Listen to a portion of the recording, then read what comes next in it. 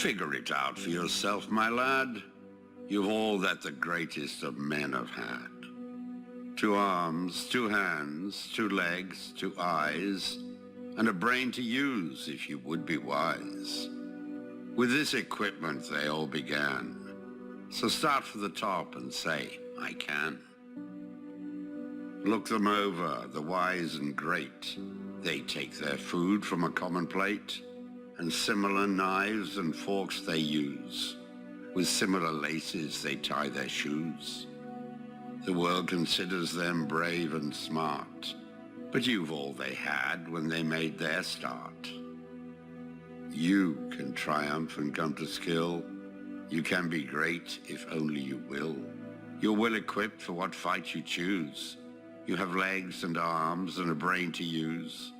And the man who has risen great deeds to do began his life with no more than you. You are the handicap you must face. You are the one who must choose your place. You must say where you want to go, how much you will study, the truth to know. God has equipped you for life, but He lets you decide what you want to be. Courage must come from the soul within. The man must furnish the will to win. So figure it out for yourself, my lad. You were born with all that the great have had.